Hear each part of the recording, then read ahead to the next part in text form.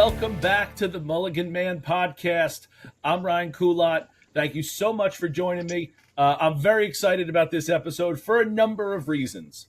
First, let me address the kind of the elephant in the room. And no, it's not me. I am talking about how we have. I've had a little bit of a struggle, right, with the computer crash. Hard drive went. Everything I had for the podcast was gone a couple weeks ago. So we did miss the first Wednesday of August. That was August 5th. This is coming out August 19th, obviously. So we did miss an episode. Took a little bit to kind of get things back on the rail and get some content, get all the settings, the editing software I use had to be re-downloaded and all that stuff. It's been kind of a nightmare behind the scenes. I'm not going to lie to you. And I still don't have an answer on the old hard drive. I'm still waiting to hear about if that's recoverable or not, but we're still in that process. So for those that did miss and are still hanging with me, I really appreciate it.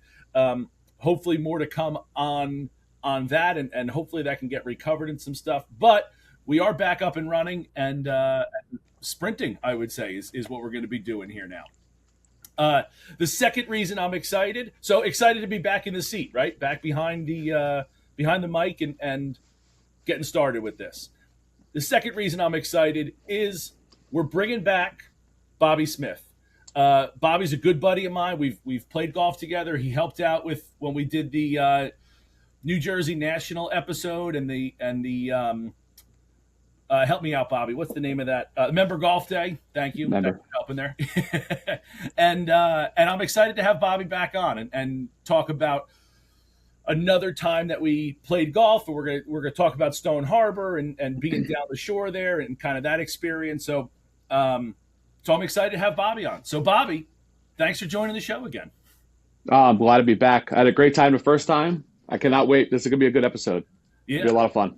Oh, yeah. So, Bobby, I want to start here. I said this to you right after we recorded last time, and I've said it to you, I think, before, but I don't feel like I did a good enough job of introducing you to our audience as a guest co-host. I said Bobby's a good friend of mine, which is 100% true.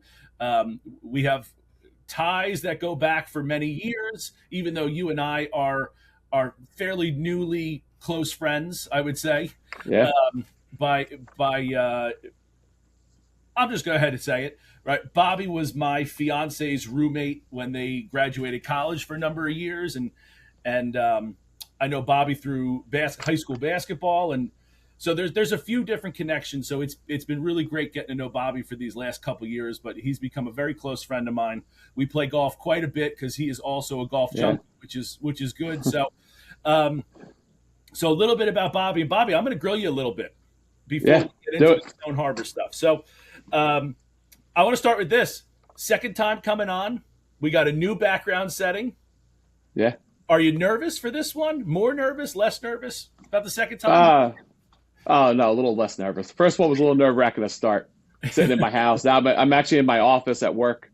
So it's a little bigger, a little nicer. Lights better. So it should be not as nerve-wracking, but it might be a little bit. You never know. Talking about myself, Well, it's you, right? So you should be good at it, right? You should know your own story. So I should.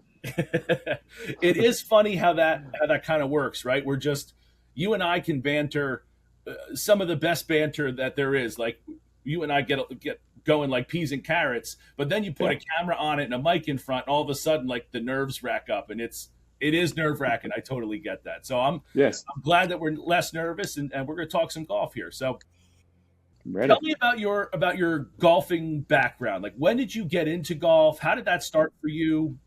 Where did you learn to play? Did we take lessons? Country club kid? What's your background there? So I had a buddy of mine that I guess him and his grandfather used to play golf a little bit. He called me up one day, and I think we were in 6th grade or 7th grade. And he said, "Hey, I'm going out to play golf. Do you want to go?" I'm like, "I don't have clubs. I don't have balls." I'm like, "Nothing." He goes, "I've got clubs for you. Let's go out." We went out, played Bel Air. And I think I've been hooked ever since. And I've played thousands of times since then. through high school, I played a lot, didn't play on the teams. Afterwards, I started caddying at Matitaconk. I was working the grounds at Jumping Brook.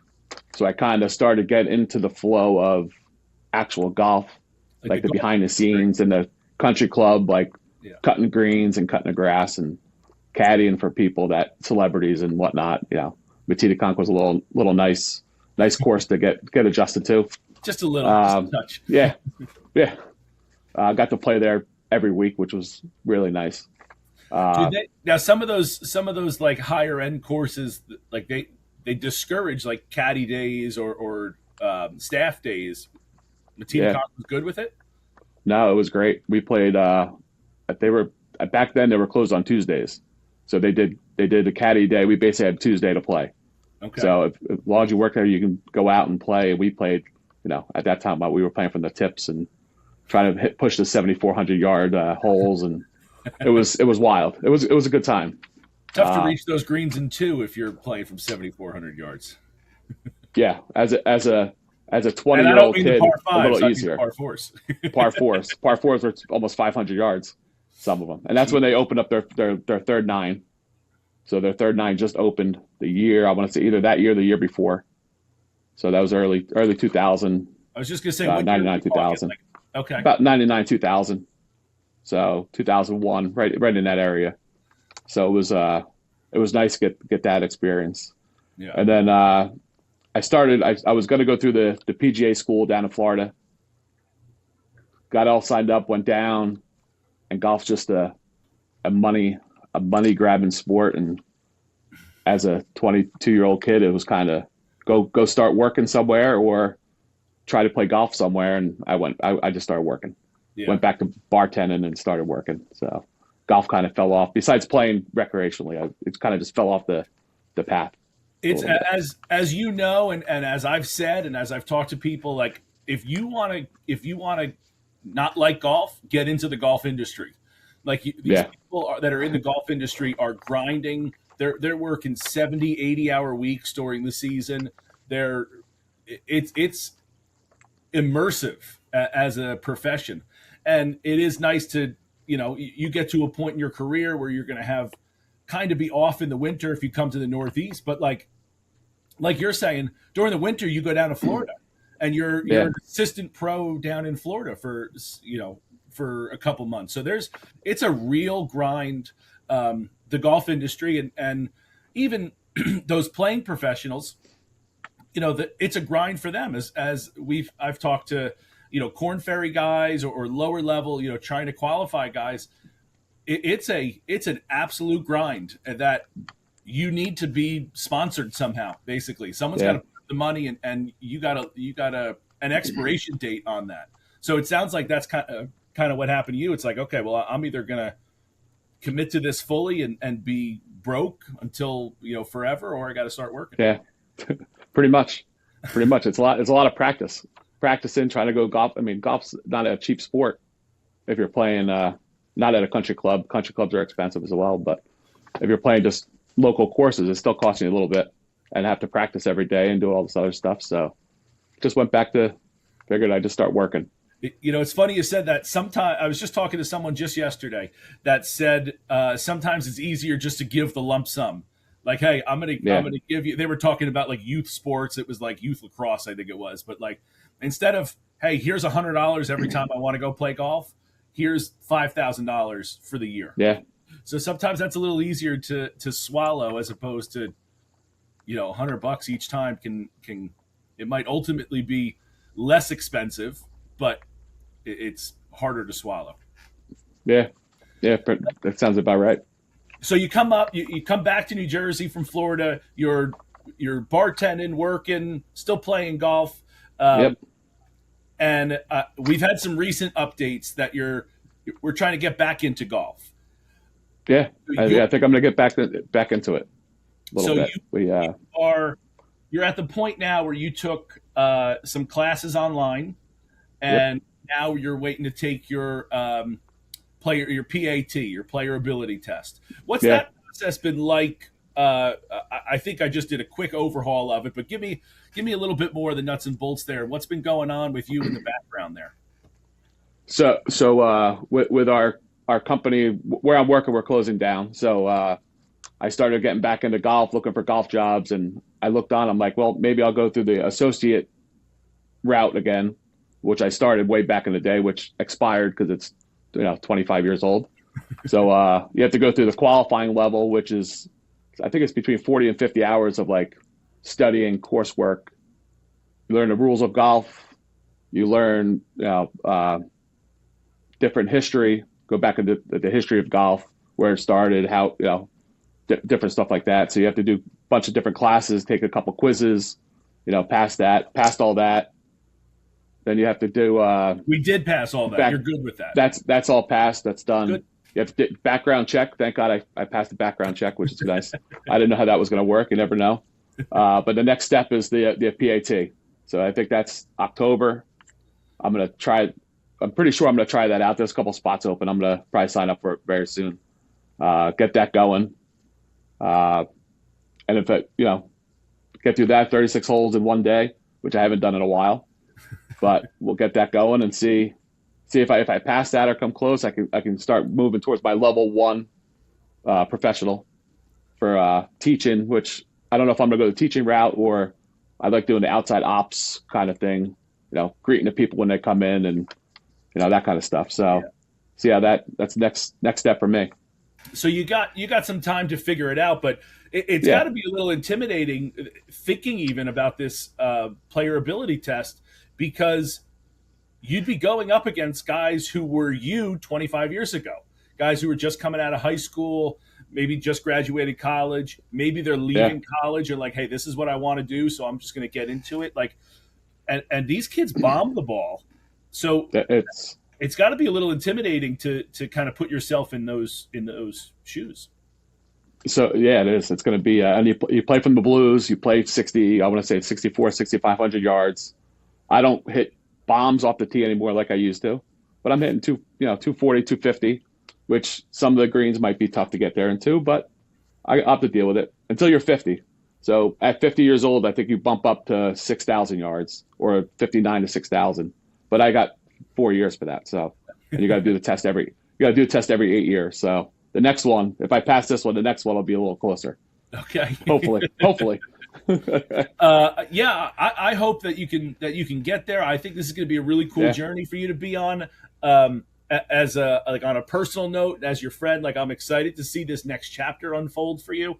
And as a business and podcast, like I'm hoping you're going to jump on and we're going to kind of talk about this occasionally, more than occasionally, and kind of see where we're going to get some touch bases with you and see how that's going and how the process works really. Because I think that's a really cool story to tell and some insight to see what a golf pro, we all know golf pros, we all listen, we all, play golf, we see them, what they've been through is what you're going to be going through. So I think that's really cool to kind of see that process from a firsthand point of view. Yeah, it'd be fun to share it. And as someone that's going to be double some of their ages, it'll be fun to see how it works out the next 6 months or a year or whatever's going to happen.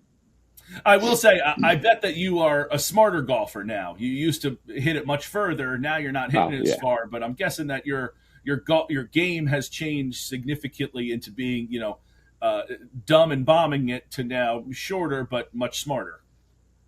Oh, without a doubt. You try to go for every green. You try to go for every par 5. Now it's lay up to a second shot or a third shot to where you can hit the next shot. Instead of hitting the 250, you're laying up to 125 and hitting a wedge in or something like that. So makes it a little easier, hopefully.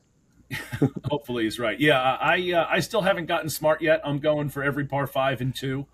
My theory is if I'm within a 3-wood, even if the 3-wood doesn't hit the green, I should be greenside, right? Yeah. And then I can mess up just as easily a greenside chip as I could a 125 yard. So that's my theory, but maybe one of these days I'll wise up. No, we never do. It's still going to be going for it in 2, as long as you're within that 250 range, hopefully. So talk to me about, as someone who's, again, played a ton of golf, as much golf as you play. Yeah. I mean, it seems like every time I talk to you, you're playing golf. It's got to be 5-6 days a week right now. What are you looking for when you get to a golf course? Like, what's the first thing that you're looking at? Is it like the conditions of the course? Is it the architecture, the greens, the scenery? What are you looking at when you look at a golf course the first time? Coming in the first, I love driving down the opening to the driveway into the clubhouse. You get to the clubhouse, you have somebody that greets you at the bags. If they're nice to you, they come out to your car, they talk to you. That's the first impression of a golf course, and I love every second of that.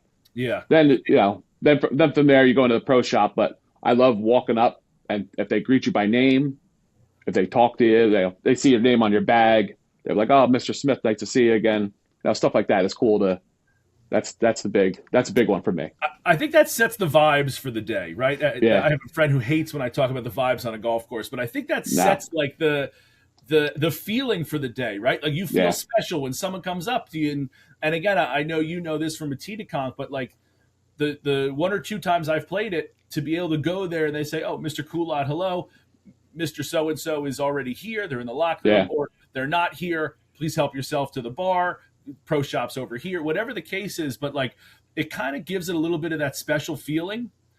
And even if it is we're clearly talking about like a private course now, but if we were to go to the public side, that matters too. Like the driveway coming in, how does it look? Yeah. Do people look happy? Does the scenery nice? Even when you get to the pro shop, like does the guy behind the counter, is he miserable? Maybe he's gotten yelled at that day. Like all of that energy transitions into how your day is going to be. I firmly believe that. And we've all experienced that.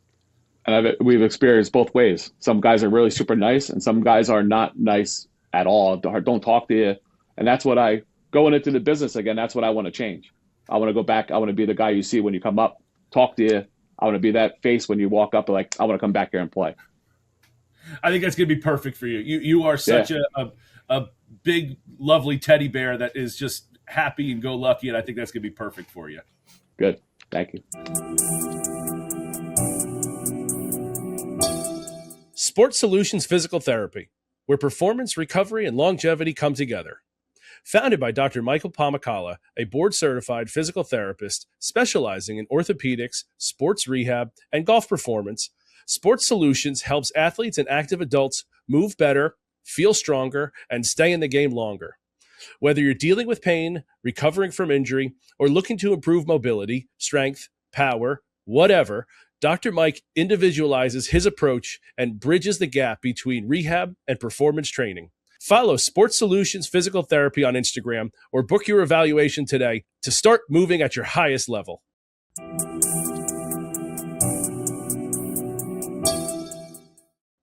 That kind of leads us into our experience at Stone Harbor, because the first impression that we have at Stone Harbor, pull up, and let me back up for a second. Let me give the background. So my fiance's family rents a house every summer in some different location. We've done Charleston. We've done Hilton Head. This year we decided to stay in New Jersey, and we did Avalon. So I was able to we were able to, not I, it was actually my soon-to-be uncle-in-law, it was able to use his club to get onto Stone Harbor. And that kind of brings me to what you were just talking about. We pull up, the guy takes our bags, says hello, we tell him the tee time, puts it on a cart, we go into the pro shop, and there is a sign on the pro shop desk that says, "Welcome, soon to be uncle-in-law and guests," because it was, they knew that we were there. It was just like a really nice touch. And it was like, oh, that's a really cool feature. Yeah. So then we got, check in. I was able to meet Todd, the head pro, and go, and learn a little bit about the course and what they've been doing over the last couple of years. And I do want to get into that part of it a little bit. Over the last 5 years, they've had an enormous renovation. They've redone both 9 holes. They started with I believe they started with the front 9, and now they finished the back 9. They redid some of the things aren't very sexy. They've redone like the irrigation. Nobody sees what that does to a golf course, right? That's not a sexy thing, but it is obviously a very needed thing, right? They've redone tee boxes, bunkers. They've taken down trees. They've reshaped some holes. It was a true renovation that they did over the last couple years, and leading into 5 years ago, they were trying to make these capital improvements, and it was a well thought out process. So my point in saying all this is, if you're someone who played it a few years ago, it probably looks completely different right now, to the point where I had a friend who told me, he's like, oh, we used to play that when I was in high school. And we always said that the guy that was the golf course designer was on LSD when he created the holes. And while some of them were truly challenging, like they had a par 3 that was the green. It was an island green with the green and bunkering around it, and then water. Like, that's diabolical. Not some rough. The entire island was sand, was a bunker, except for the green. That's diabolical, right? So it was cool to see some of the walked around with Todd to see some of the different pictures that they had, and then to be able to go onto the course and see the difference. It was really a cool experience to go see. We walked through the facilities. We went down into the locker room, walked through the bar area, and just got a little mini tour and a little history of the place, which was absolutely amazing. And that was just a really cool thing to kind of see the timing of it, that they just finished this last year, and now we're getting to see it this year for the first time, kind of the fruits of those labors, which was really pretty cool. Yeah, the course was in unbelievable shape too. They kept it up the way they've been talking about. I walked up when you guys were talking on the porch, and he started talking about the golf course, and I couldn't wait to get out there and take a look. 100%. And yeah, this is for those that don't know, a course like Stone Harbor is not busy in the off season. We have some courses that are still busy. Public courses up here, like I've played Shark River on Christmas Eve day. Like, there's still people out there. If you get a nice day, you're going to get busy. A course like Stone Harbor is a private facility that is there for members to come down to their shore houses and be able to still play in that private setting. And because of that, they are super busy Memorial Day to Labor Day. But then Labor Day to Memorial Day, they're not very busy. And so being able to keep the course in good shape is really very tough and takes a lot of work. And because it takes a lot of work, it requires a big team, and everybody's got to be on the same page. And I think they hit that perfectly, because they're doing 300 plus rounds a day in June, July, August, and it was in fantastic shape. To think that it could be in better shape is tough for me to envision. In all honesty.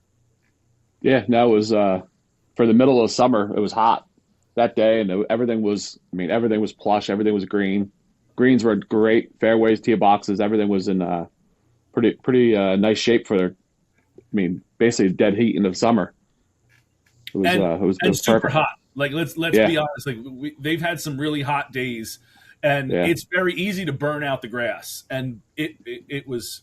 I didn't see a patch of grass that was burnt or out of place. It was in exceptional shape, and you add that to, again, that bag attendant experience. You add that to the locker room attendant experience. You add that to the halfway house. Like, you add that to the views and things there. It was an exceptional experience, and we're going to get into it now, but it was an incredible day. It really was. Yeah.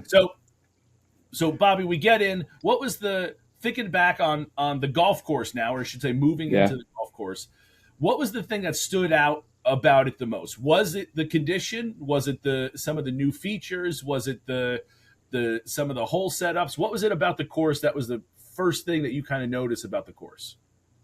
Some of the hole setups were how the holes were designed. A lot of water on both sides of the fairway, on at least the front nine for the most part. Some on the back. A lot of island greens, peninsula greens. There's greens that had 3/4 of the way around had water. A couple bunkers, all tiered greens. It was some of the holes were tough. It was fun. It was good. It was a good experience. Some of the rough was high, off the immediate cut, and thick too. Yeah. Even if it wasn't And high, thick. it was Yeah. thick rough. Yeah, that's the.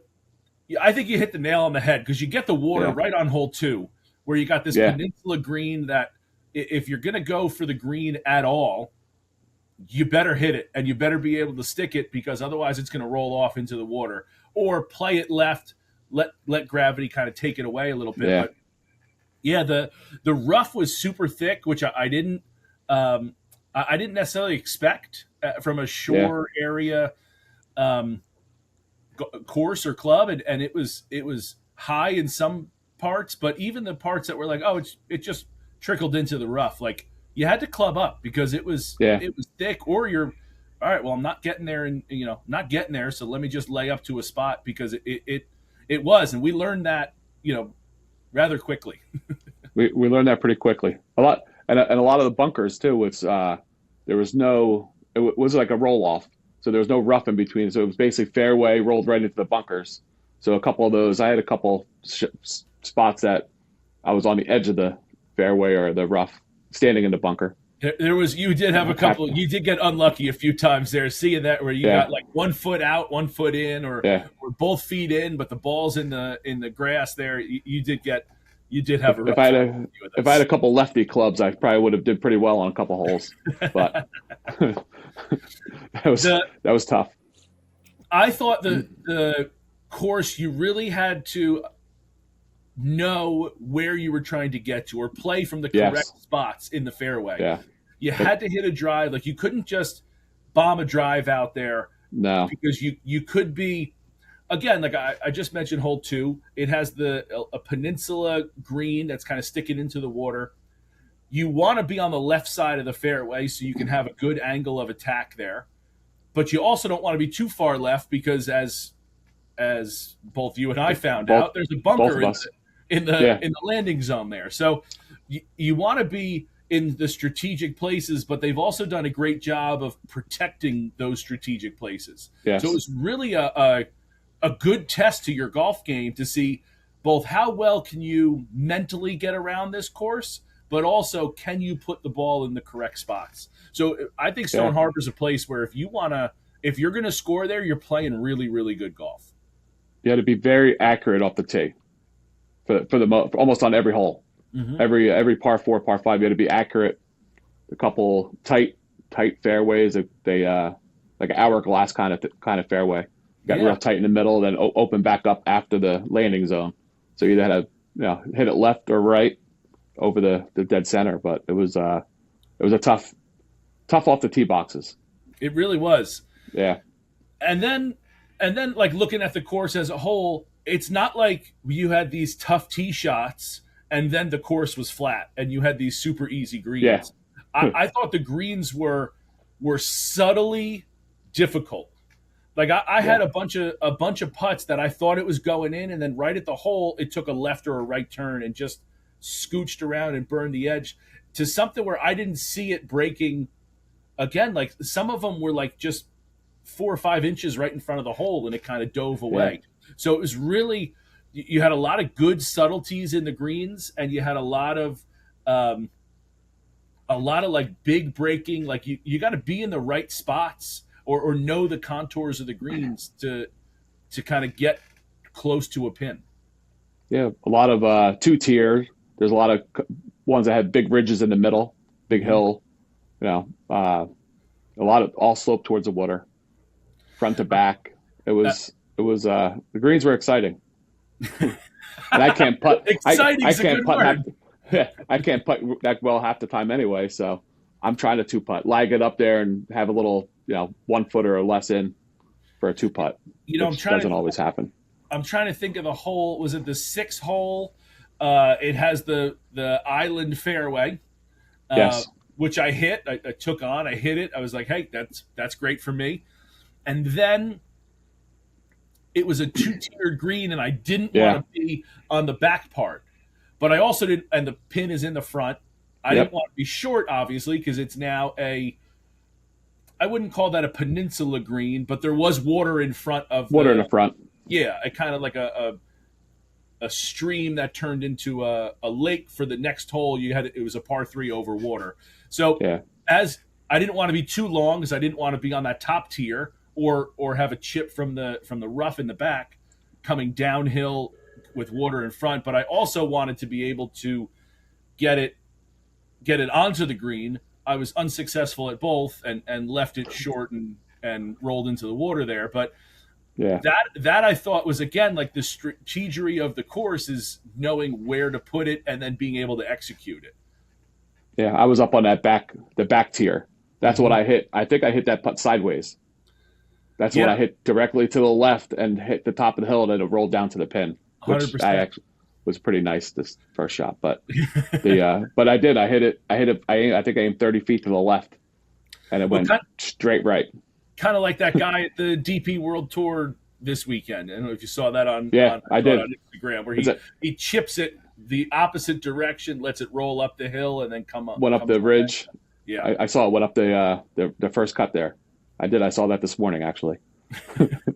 Yeah, that's kind of what you did there, and if we keep going a little bit on the course there, that's kind of they call that the. I feel like they call it the gauntlet there, but 6, 7, 8, and 9 are the holes that are the toughest. That, like, the members say, like, if you can score here, you're probably going to put a good round together. And those were a tough couple holes. Again, you can go 2 ways on hole 6. You can go to the fairway, you can go to the island fairway and have a shorter a shot in. Then you got a par 3. I think we played it at, like, what was it, 180 yards, something like that? I think it was probably 180. It was far, and I think we had the wind. That was a little. The par 3s, we had wind in our face the whole day. But I think they all played 185. Green, all over water, and then you feel like, okay, I got past 2 water holes. Let me take a breather. And hole 8 is a tight fairway, tree lined on both sides, to a green that again, another green that I found out, like, my putt, I thought it was going to break just a few inches. I had it a little bit outside the hole. It broke 4 feet and just kept going past. One of those where, like, it goes faster as it's going past the hole. And you're like, where are you going? Stop. So again, like another tough hole into hole 9, where you got to clear the garbage in front. You got that waste bunker on the left.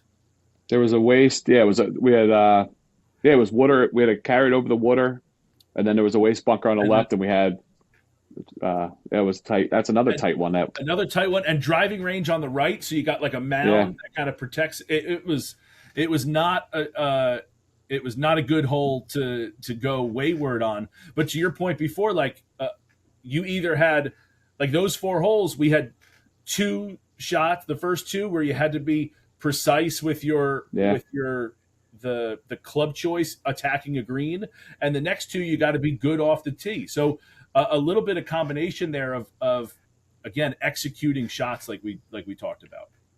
The island green was tougher for some than others, but well, when you hit the green, it makes it a little easier, right? And then I had a great read for a nice 20-foot birdie putt. But it was that was nice. And the other par 3 on the front too. Was that hole 4? That big horseshoe, like, they had the horseshoe. Yes. Like the tee box, and a, like, really, really beautiful hole up to it. Like, that's the same thing. Two-tiered green up on the back. You played the par 3s phenomenally. I was 2 under on the first 2. birdie. And then I can't remember what you did on the back, but Yeah. That one you stuck super close on hole On hole 4. 4. Yep. 4. And then the other par 3 you again hit a long birdie putt. So you were doing big things out there. Yeah, those are my best 2 holes of the day.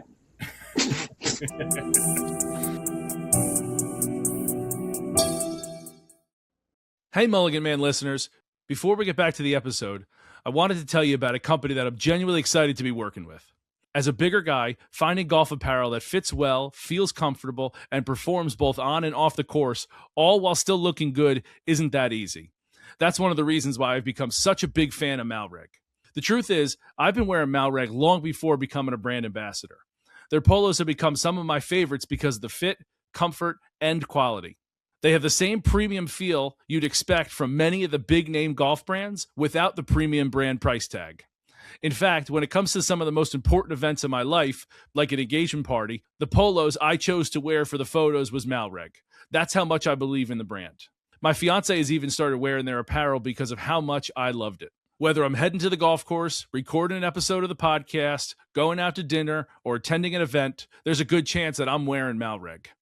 That's why I'm excited to represent a company I already believed in before we even partnered together. So if you're looking for a comfortable, high-quality golf apparel that looks great both on and off the course, head over to Malreg and use the promo code Ryan Kulat, all one word. That's RyanKulat at checkout.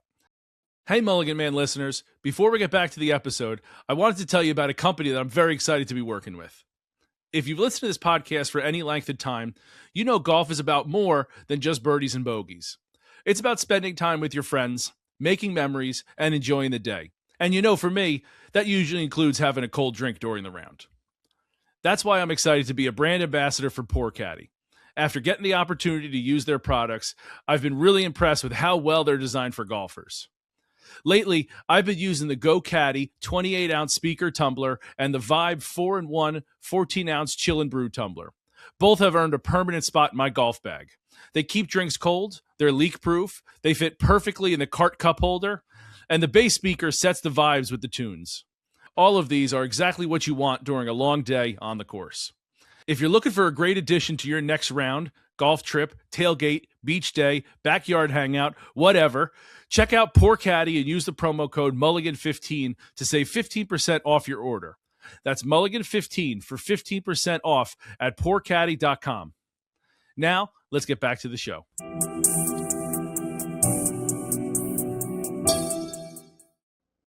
So let's talk about your worst 2 holes of the day then. Let's get into the rest of the course there. You kind of make the turn there. You go past you got like almost a drive-through halfway house.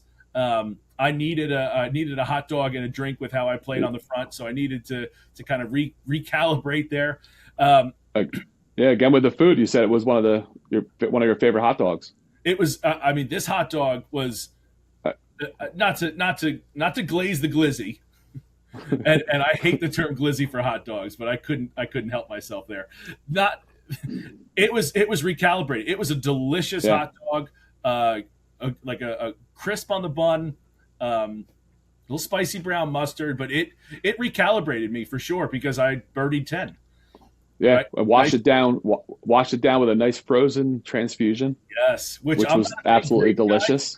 It was delicious, and I don't usually like the grape, but I was like, it's hot, we're gonna go frozen, and it helped because we both I think we both birdied 10. You stuck it to about 2 feet, and I was at I think 4 or 5 feet, but. Oh, that's right, because I was worried that did you hit first? Was that the hole where you hit inside me? I hit it inside you there? You hit first and hit it to about 2 feet. And then I hit, and I thought I was closer. Like it might be closer. One of those, deceptively, that's what it was, yeah. So I do think something funny happened because now we birdied 10, we go down, we're going down 11, and you start hearing these noises. And I'm like, it sounds like there's monkeys in there. What is going on in the woods over there? And to the left, I didn't realize, is the Cape May Zoo. And it's literally monkeys. Like that was funny. I'm like, Ryan, those are monkeys. I've never been to the Cape May Zoo, so Yeah, I didn't know where it was or how close it was, and you can't really at that point you couldn't see the driveway or the parking lot, like we weren't that far yeah, down yet. But that was pretty funny too. That was we got a good chuckle for a couple holes out of that. that was Um, nice.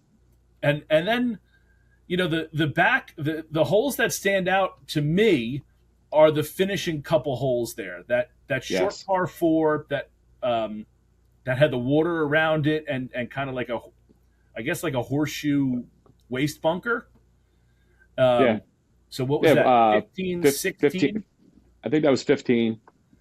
16 was par five. That's the one we had to hit. It was like a 240-yard carry to get over the waist and the water Yeah. there on that one. That was a big poke. That's a big poke. We were into the wind, and Yeah, again, if you're not playing not necessarily the right tee box, but like if you're trying to stretch it out and you'd rather play, 6,700 yards as opposed to 6,400, you're playing from far away. It's a tough carry. yeah. Into That was a again tough hole. a well bunkered, um, elevated green, which I would say, Yeah, and I'm looking at the scorecard now, it's ranked the sixth handicapped hole on the course, and I just don't agree with that. I think from far the closer up it might be six, but from the blues, we were on the blues. It was. I think it was almost 250 yards to get into the fairway.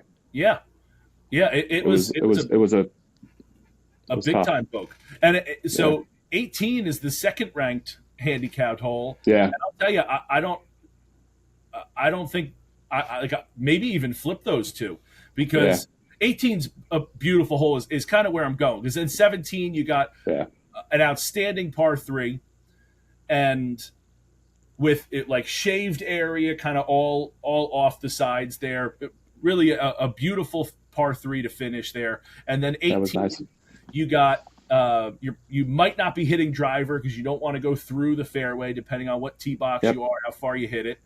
But then the approach shot to an absolutely stunning clubhouse, which Yeah, you know how much I talk about this. Like I love a clubhouse where you can sit on outside somewhere, and they had this grouping of Adirondack chairs on like a patio, like a yeah, green level patio, I'll call it, and then like a little deck up top where you could see the 18th green. I love all that. It gave me a little bit of like Caledonia vibes, where like it you're did. hitting into a green with people behind you that aren't necessarily heckling you, but I can be sure that the the club championship, a member guest Yeah, kind of thing. I'm guessing that gets a little rowdy, and they can kind of make fun of you a little bit, but not an easy hole to finish for sure. But if you're going to ask me, I thought 16 was the much harder hole of those two.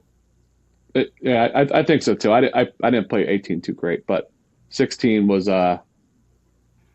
16 was tough, and then coming up 18, that second shot into the water. I mean, like you said, they had 12 or 14 chairs sitting across right on the backside of the green, probably 20 yards off. But and then they had the little area, that little fire pit, and a couple tables or a couple chairs sitting there too. Which like club championship, I could see some heckling going on, which would be nice. Yeah, That would make that fun having cocktails out there watching, and then the deck, and then the little outside patio, which is yeah. I mean, that's a nice finishing hole. I should also mention I didn't play that hole very well. I did go 3 wood off. I think I was in position A off the Yeah, tee, and then I didn't give it enough. It's a tough green to hit. In hindsight, I would have aimed more. There's more room to your left than it looks, yeah, and you definitely want to avoid the water because again, you got another peninsula green. And I kind of block pushed it, and it wasn't a good second shot for as good as my drive was. But you push. I pulled mine off the tee into the high stuff, yeah, so I had to drop. I pushed. Then my second shot went into the water. Then my third shot, I sat on top of the almost on top of the bulkhead. That's when I flipped around and hit my lefty. That's right, you hit it lefty. Yeah, we were I flipped my club over and hit it lefty to about a foot, and then I tapped it in for my double bogey, which was kind of nice. To finish two in the water and finish with a double bogey, I was very happy. Yeah, 100%. Yeah, that's a great finishing hole. Just a beautiful. Again, the clubhouse back there. I think Stone Harbor is just an incredible property. The whole thing, stem to stern. They've done the clubhouse right. Again, the locker room, the pro shop's big. The porch is beautiful. They got seating outside, like you mentioned, the Adirondack chairs and the fire pits. Everything about Stone Harbor is just prime. And I don't know why it doesn't get more love or more talked about throughout the state circles, but it's if it hasn't, it's going to because of this renovation. It was spectacular. There was really no other way around it. And it's one of those where if you're able to, or you're going down the shore and you have a chance to go play it, like 100% go play it. Even if you're not going down the shore, it's well worth the trip. You're not going to be disappointed in playing Stone Harbor one bit whatsoever. Yeah, no, the whole experience was great from start, like you said, from start to finish. And the starter, the one guy I was joking around with him all day. He remembered us after 9 holes. Yep. He asked how we played, what holes, same thing when the round was done. Yep. He came up hey, how'd you end up finishing, blah, blah, blah. And I told him, and he told us the back 9 was easier than the front 9. And I think both of us reversed that. I think we played better on the front than we played on the back. Which isn't saying anything, because it's not like I played super great on the front. So, but that was true. Yeah, he did say that. He again, just another like happy guy. He's bringing vibes to the place. It's just another avenue or another pillar that's like, hey, this place is going to be great. Everybody's going to treat you right. Everyone's going to treat you, be friendly. Everyone's going to be, have good conversation. It's all going to be a good interaction. And the place was. It really was. It didn't disappoint one bit. Everything was, A+. It was great. It was a lot of fun. Great day. Super hot, but great day. So my rating of the course, Bobby, you're gonna have to wait till tomorrow to find out. Coming out on Instagram. The Mulligan meter will be out on Thursday this week. So, Bobby, I don't really have anything more to say about Stone Harbor. Anything that we didn't cover that you want to I think we did a pretty good job of covering the day. Anything you want to add to it? No, I think we did it justice. It was a great afternoon. We talked about all the holes, a bunch of holes that we liked, tight, everything was in perfect condition. It was an awesome day. A lot of fun. Yeah, no doubt. I do want to, before we close out here, Bobby's actually joining me next week for next week's episode, or our next episode. Bobby, tomorrow we're playing in a team event for New Jersey Golf, the ultimate team event. We talked about this when we did the member golf day. It's at Neshannock on Tuesday the 18th. So we're gonna talk about that day. That's gonna be kind of our next episode, and I want to talk to the people about how we did and bring that home. So back-to-back weeks of Bobby Smith, or back-to-back episodes of Bobby Smith. Yeah. And I'm excited about it. Yeah, I can't wait tomorrow. That's gonna be a great afternoon. 27 holes of Neshannock. Neshannock Valley is another great public course. I can't wait to play it. Yeah, I'm super excited for it. And playing all 27 is going to be so much fun, and the format's great. So we're going to recap that in next episode and kind of dive into that like we did Stone Harbor for this one. But Bobby, thanks for joining me this week. I really had I always have fun chatting with you. It's always good to have you on. Make sure you stay tuned to our next episode, joined by Bobby Smith, talking about the ultimate team event run by New Jersey Golf. No, I appreciate it. Can't wait. Can't wait to do this again. Yeah, for sure. Stay tuned till next time. Till then, cheers.